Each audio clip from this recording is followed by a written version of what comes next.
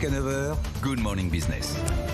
7h45 sur BFM Business et sur RMC Découverte, et on va reparler de toutes ces tensions autour de la réforme des retraites, mais aussi du partage de la valeur. On était hier avec le député qui porte le projet de partage de la valeur à l'Assemblée, qui a fait quelques petites modifications mais assez faibles. On était avec Audrey Louaille, bonjour, présidente de Croissance Plus, bonjour. Ce réseau de 475 patrons. Cet accord de partage de la valeur, il va changer quelque chose, ou finalement il y a eu suffisamment de distribution, justement de partage de la valeur dans les entreprises? Alors, au niveau Croissance Plus, évidemment, c'est l'ADN de l'association, le partage de la valeur. Nous sommes tous des hommes et des femmes convaincus que la croissance de nos entreprises et la réussite ne peut être que collective. Donc, on est pour le partage de la valeur au maximum dans l'entreprise. Et nous étions d'ailleurs pour, dans le cadre des auditions sur le partage de la valeur, pour améliorer le dialogue social avec nos collaborateurs dans toutes les entreprises, quelle que soit leur taille, pour mettre en place le partage de la valeur. Ça veut dire que vous, j'imagine que au sein de votre propre entreprise, vous le faites déjà largement, mais ça veut dire que vous pensez que globalement, il y a encore des retards à combler dans certaines entreprises? Il y a plus que des retards, il y a une problématique de communication par rapport à ça, et de connaissance du partage de la valeur auprès de toutes les PME.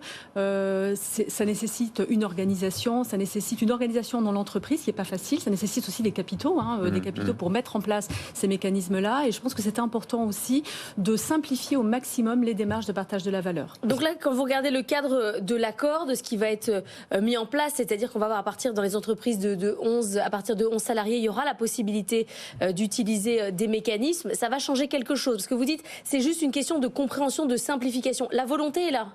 La volonté est là, nous on le voit en tout cas au niveau de nos 480 adhérents.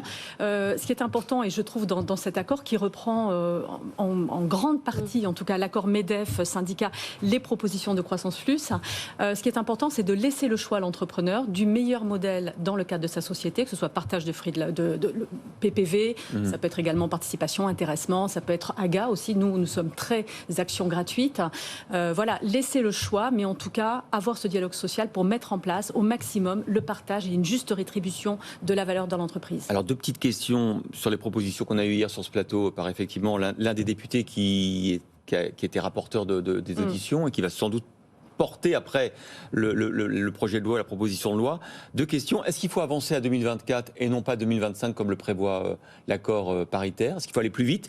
Et puis deuxièmement, vous avez vu que la prime Macron, j'imagine que vous l'utilisez, elle serait réservée aux entreprises de moins de 50 salariés. Est-ce que ces deux propositions vous conviennent? Alors, avancer les mécanismes, et notamment nous, ce qui nous intéresse, l'éducation gratuite, je suis 100% favorable. Je trouve que c'est une très bonne chose.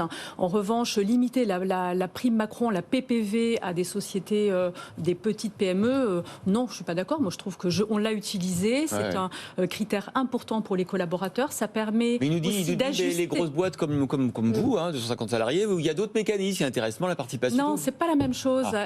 L'alignement n'est pas du tout la même chose. Quand on parle d'action gratuite, on est sur de la préférence pour le futur. On reporte une partie de notre consommation sur plus tard. Quand on est sur la PPV, on est sur du revenu tout de suite. Pour le collaborateur. Et justement, je pense que c'est un bon moyen, notamment par rapport à l'inflation. Ça n'a pas joué sur les augmentations de salaire, puisqu'il y avait ce débat en disant si vous donnez de la prime, vous n'allez pas augmenter les salaires. Alixio nous dit ce matin, on voit des augmentations de salaire générales de 4,5% pour l'année. Donc les deux sont compatibles. Tout à fait. Et justement, je trouve que ça permet d'éviter d'avoir une espèce de surenchère de l'inflation. Je vois dans ma société, nous avons mixé à la fois l'augmentation des collaborateurs en début d'année, effectivement, sur à peu près 4,5%.